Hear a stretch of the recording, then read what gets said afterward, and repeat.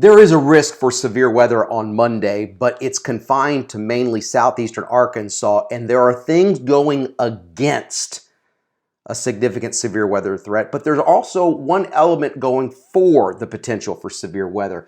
One, we have the lack of instability in the state. I'm going to show that to you here in the exact threat areas, the timing impacts everything, but the instability just is not there. But if that does materialize, then my concern goes up. There's a lot of wind energy with this, and you're going to notice that too all throughout the day. Even away from thunderstorms, there are going to be high wind gusts up to about 40 miles per hour. It's a very quick moving system, and it's going to happen during the day. This is not an overnight thing. It's Monday afternoon. A lot to go over, but of course, make sure you download the Arkansas Storm Team app. Have that on your phone. We send out frequent video updates all throughout the day.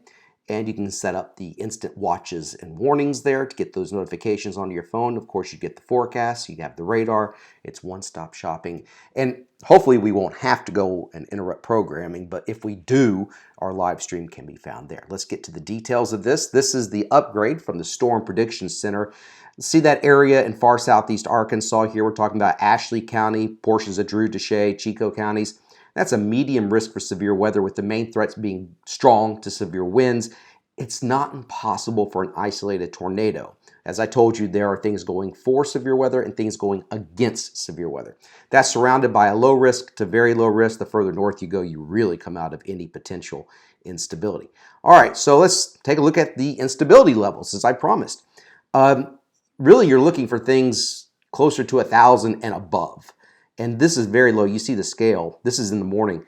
I mean, this is measured. This is the storm field measured in what's called joules per kilogram. But anyway, 100 is not much. Now, I've seen some strange things happen with low CAPE and high shear environments, but this is very low CAPE, very low instability, very low storm energy. It does shoot up. You see how it gets closer to southeastern Arkansas, but that's still quite low, 300 to 380 from Camden to El Dorado. Watch as that moves across. So this is at 2 o'clock in the afternoon. So you see that very narrow area of instability. So that's very low on the scale. If that comes up, then of course our concern goes up. But right now there's a lot of wind energy with this, and that's why that risk has been upgraded just a little bit. And the instability starts to go down by late afternoon as the storm system moves away.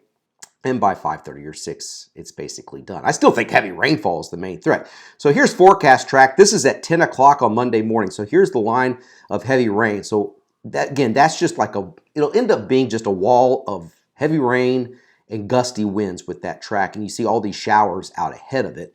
They'll be scattered. You got to also watch anything that develops out in front of that that's out by itself, but the model's not showing much potential with that, but it is something you have to keep in mind. This is at lunchtime. Remember the timing of these models are never exact, but it gives you a good indication. So getting close to the metro. And then this is where things have to be watched. Right in here, 2 o'clock in the afternoon, you got these, so I think early to mid-afternoon for central Arkansas.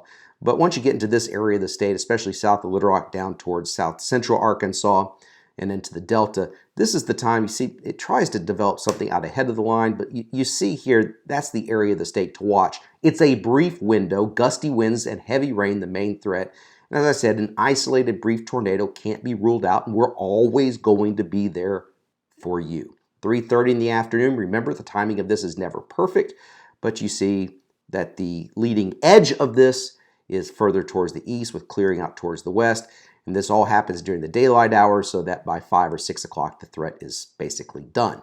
Outside of the thunderstorms, there's going to be strong southerly winds. And this model is showing those wind gusts out of the south, close to 40 miles per hour. In fact, 41 in West Memphis late in the morning. But that's all ahead of that line. That's at 1 o'clock in the afternoon. Look at the wind gusts in Jonesboro, according to a computer model, 43 miles per hour out of the south. And then once it passes you, the wind directions change to the west and northwest, and see how that moves away by 4 o'clock in the afternoon. Still some high winds in far eastern Arkansas. Then those settle down once we get closer to sunset on Monday.